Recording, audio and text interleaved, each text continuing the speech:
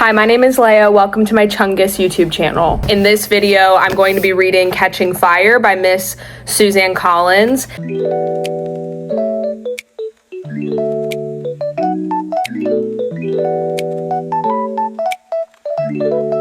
It's winter and I'm dry and ashy and disgusting, but sometimes we have to record ourselves even when we feel gross. My name is Leia. I'm going to be your server this evening, and this is going to be a spoiler reading vlog. So if you haven't read the book and you don't want to know what happens, don't watch this video.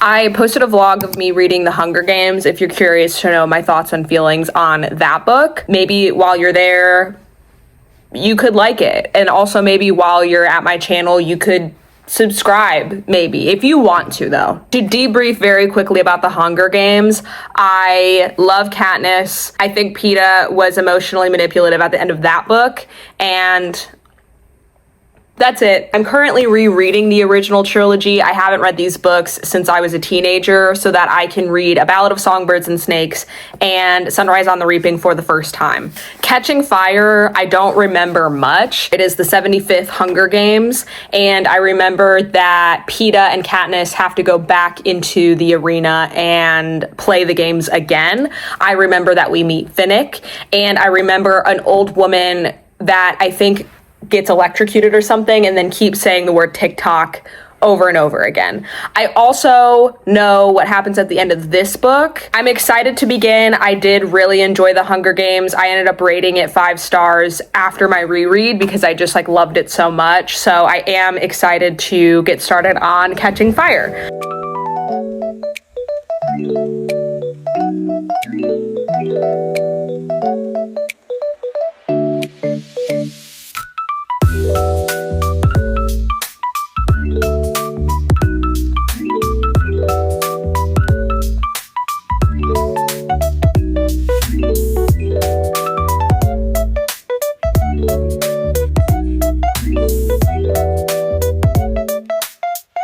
If you watched my last video, my lights were broken and I still haven't fixed it. Reading update for Catching Fire. I read part 1. So I just finished part 1. I'm now on part 2. Part 2 follows part 1. I'm really glad I clarified that. And I'm not gonna lie, it's been like a week since I've read. I remember what happens, but the order in which things happen, not so much. So basically things are weird between Peeta and Katniss because of where they left things off from the first book. Peeta does eventually apologize to Katniss and basically admits that it was really unfair of him to expect her to share feelings when he kind of forced her into that position, and also she did what she had to do to save their lives. So they now become friends again. Katniss tries to give money to Gale and his family, but Gale is too prideful to accept it. That also pissed me off so bad, where it's like, Gale, your family's literally on the brink of starvation and that's when you're too prideful to accept money. Just take the money. You've known each other basically your whole lives. You've struggled together your whole lives. Whatever. She has the money, but he won't accept it. He's also working in the mines and he only has Sundays off. So her and Gale hunt in the woods on Sundays. Gale kisses her and he's like, I just don't know if I'll ever have the chance to do it again. Shut up, Gale. He didn't really do anything wrong, but I remember what happens in book 3. And so I think no matter what Gale does, even at this point in time, I can't stand him. Katniss is just super confused. Katniss is basically just leading on 2 men, actively in this book, but I'm fine with it. Her and Peeta have to do a victory tour and travel to every single district and do a speech and honor the tributes that lost their lives to the Hunger Games. Before Katniss leaves for the victory tour, President Snow visits her at her house and basically threatens her and says that he sees through her and Peeta's relationship, which means other people probably see through it. And he's like, you need to try harder. You need to make me believe that you're in love with Peeta. And then he threatens the lives of her family and Gale's family if she does not comply. Katniss also accepts the fact that she's gonna now have to marry Peeta. Anyway, the first stop on the victory tour is District 12. And while Katniss is giving the basic AI generated speech that the Capitol gave her, she looks over to Rue's family and decides to say something more heartfelt about Rue, and then a man in the crowd does the 3-finger symbol, and everyone does it. Peeta and Katniss are then like ushered away, and like right before they're about to close the doors, that man gets shot by a peacekeeper. Katniss is shitting her pants because she's like, shit, President Snow just threatened me, and then I just like caused an uprising, and like innocent people got murdered because of like something that I said. So she, instead of like fueling the fire of rebellion, gets really scared and wants to retreat. This is where like the order in events gets a bit tricky to me. I believe Peeta does this like engagement publicity stunt, but like they're actually getting engaged, but like they're doing it just because like they basically have to. Gale's pissed off that they're engaged. I don't give a fuck. Gale goes out hunting, and he gets caught hunting by the new peacekeeper, and then the new peacekeeper takes him out to the town square and whips him publicly.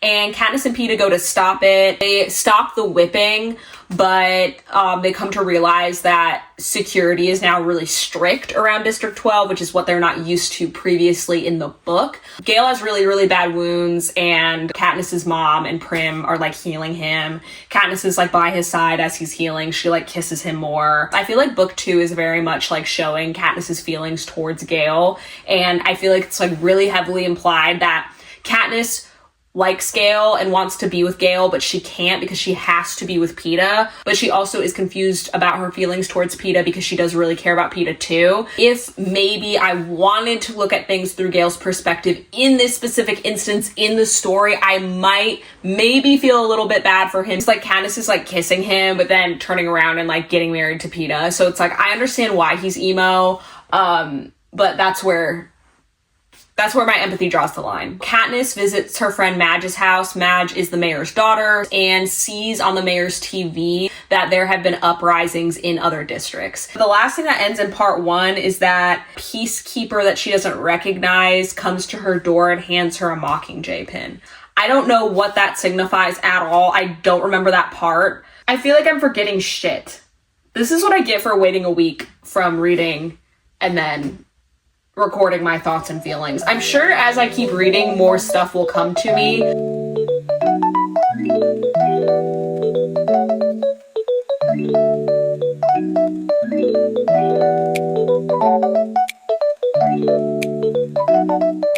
Hi, it's me. I'm gonna make iced coffee and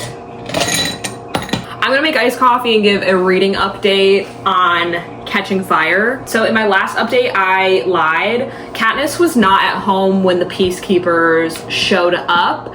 She was out in the forest and like in like an old barn. Sometimes when I don't remember things, my brain will just like fill in the gaps, and then I just like convince myself that that's what actually happened, when in reality I'm just like pulling shit out of my ass. Anyway, 2 peacekeepers show up and they give her a wafer with a Mockingjay on it, so like a piece of bread. It wasn't a pin. Come to find out that they're not actually peacekeepers. They were 2 citizens from District 8 that had escaped District 8. They tell Katniss that they're in pursuit of finding District 13.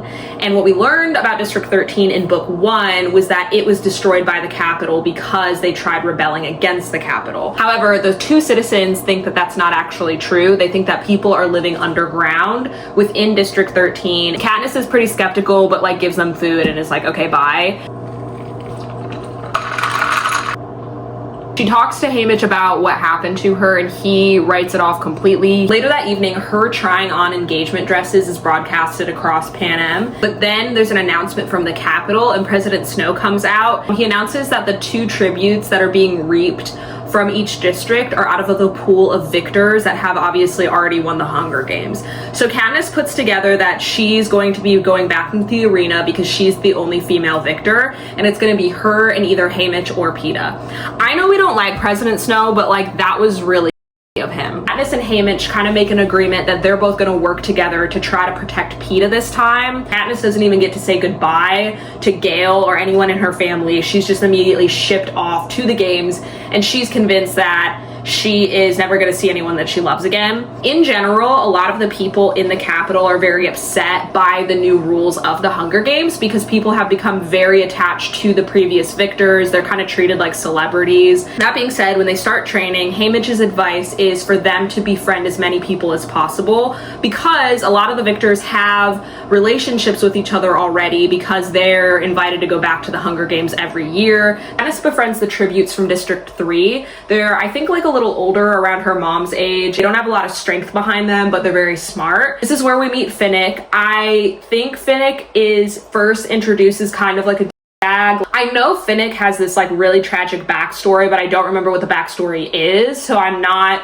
judging Finnick harshly right now at this time. The female tribute with Finnick is an old woman. Katniss really likes the old woman because she volunteered in place of another girl, but she doesn't know that story yet. The last thing I read was that they are now showing off their skill in the panel of like gamekeepers and everyone from the Capitol. Katniss goes in after Peeta's session and senses that there's been a lot of tension in the room. She's trying to get all the negative attention off of Peeta, and she wants to put it on herself because she wants Peeta to win. And so then what Katniss does is she makes a noose and she hangs a dummy from the noose and writes Seneca Crane on the dummy, who was the game maker last year that got murdered by President Snow because he allowed 2 victors to win.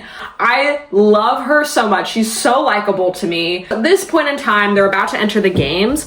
I'm also like more than halfway through the book, which is kind of crazy to me because the book isn't very long. I think the games get cut short, but I don't remember why or how. We're not spending a whole lot of time of the book in the arena itself. I'm looking forward to getting to know Finnick more because I forgot what his backstory is and I'm really curious about it. I'm hoping to finish the book today, so I'm gonna get reading.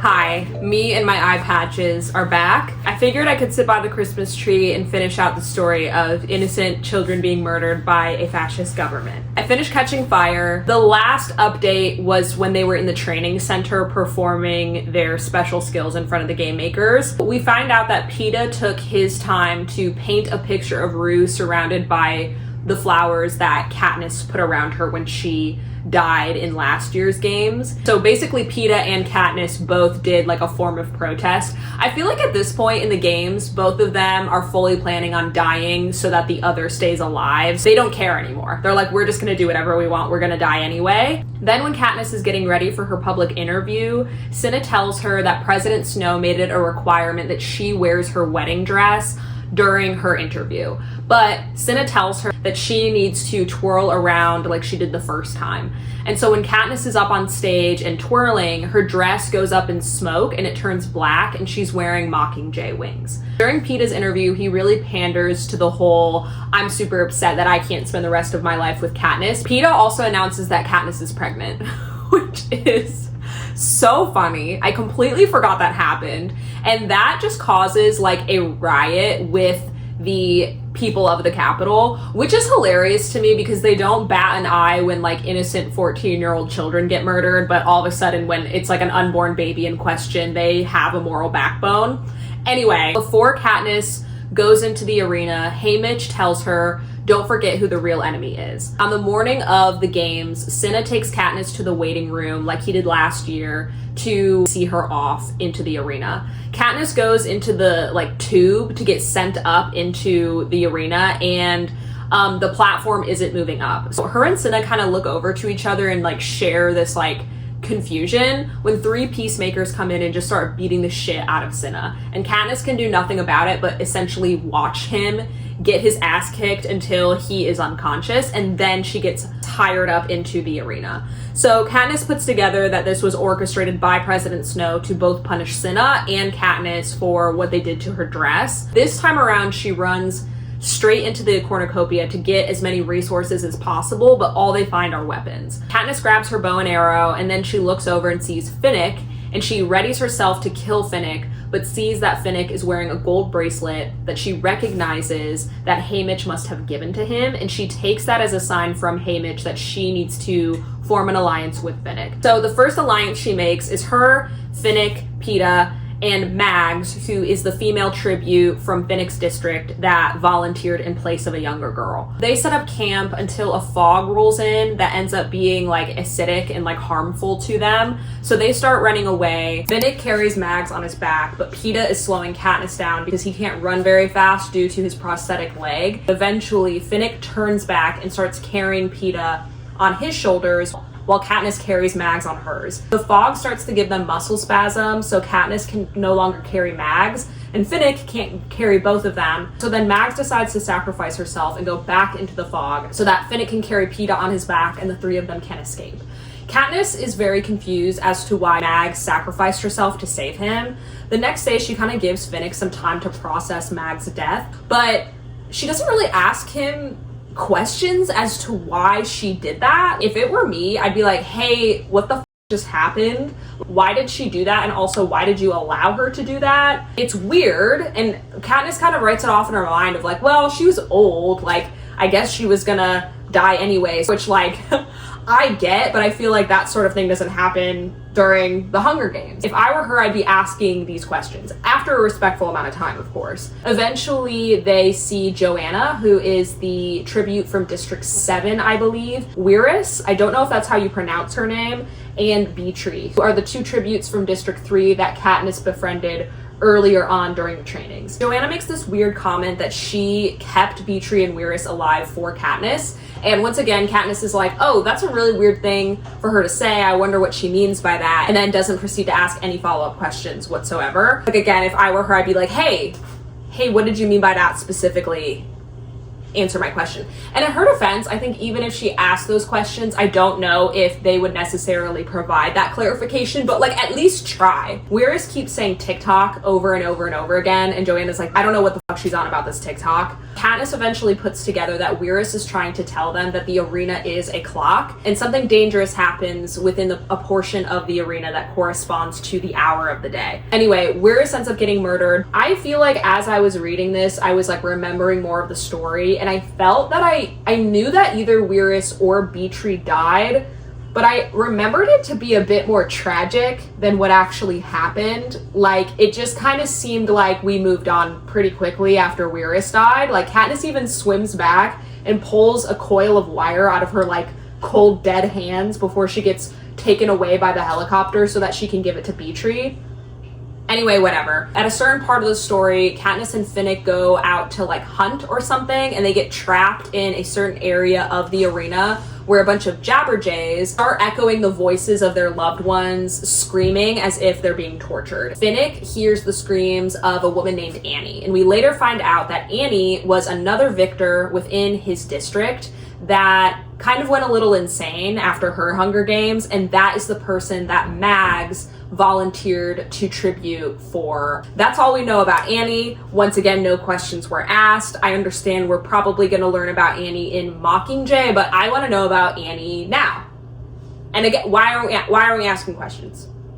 I don't know. I guess we had too much to do. At this point in time, they have a pretty big group of them that are in an alliance. So they come up with a plan, and by they, I mean Beatree, comes up with a plan where he is going to wrap his wire around a tree within the section of the arena that gets thunderstorms. And then Joanna and Katniss are going to uncoil the wire all the way down to the center of the arena where the giant water source is, to try to electrocute the water in hopes that the other tributes will go to the water for food and get electrocuted and die. As they're uncoiling the wire, they feel that it's been snipped. As they're uncoiling the wire, they feel that it's been cut off, and then they hear footsteps. So Joanna immediately knocks Katniss unconscious. So Katniss immediately assumes that Joanna and Finnick have teamed up against her and Peeta to try to kill them off. Joanna runs away, and Katniss gets up, and she's not in good shape. She keeps throwing up, but she's trying to run back to the tree to try to find Peeta. When she gets back to the tree, she sees that Beatree is knocked unconscious and not waking up anytime soon, and she hears Peeta calling her name. So she starts yelling Peeta's name back in hopes that it will attract the other tributes to her to get them away from Peeta. And she sees Finnick in the distance, and she pulls out her bow and arrow to try to kill Finnick, but then before she releases her arrow, she remembers what Haymitch told her, remember who your enemy is. And then she realizes that instead of killing Finnick, she should be targeting the Capitol. So she wraps the wire around her bow and arrow and then aims for like a glitching section of the force field that they're under, so that when the lightning strikes, it then disintegrates the entire arena. Katniss goes unconscious, and she wakes up in a hospital bed. She sees Plutarch Heavensbee, which is the gamekeeper this year, talking to Finnick and Haymitch. They are on their way to District 13, and that Plutarch Heavensby is actually a part of an underground group of people that are trying to overthrow the Capitol, which is also District 13. A majority of the tributes during this past Hunger Games were in on an alliance to keep Katniss alive. If you hear Britney Spears in the background, I apologize. And then she was told that Peeta did not make it to District 13, and he was captured by the Capitol. So Katniss and Haymitch start screaming at each other, and then Katniss goes to bed via medication injection. She then wakes up to fucking Gale, eye roll, and he tells her that Prim and her mom are alive and safe and in District 13. And when she tells Gale that she wants to go back to District 12, he informs her that there is no District 12 because it was bombed by the Capitol. And that is the end of book 2. I also loved this book. I feel like it's very much building into book 3, but it's still like just as entertaining as the first book. I love Haymitch. He is a gatekeep gaslight girl boss. They were purposely keeping Katniss and Peeta out of the loop because they figured that the least they know possible was the only way to execute this plan. What was gonna happen if Katniss didn't put together that she needed to destroy the dome? Like, what was the plan? You know what I mean? She kills Finnick and then what? Were they planning on Katniss to put together Haymitch's very vague message? Glad it worked out for them, kind of. I rated this 5 stars as well. It's like a mixture of like nostalgia, and also I just think the books are really, really good. I think that's it. I think that's the end of the video. Thank you for watching if you've made it this far. This did take longer than anticipated, but I am going to continue on with the series. So if you're interested in watching my next video about Mockingjay, check that out sometime in the near future. But anyway, thank you so much for watching, and I'll see you next time.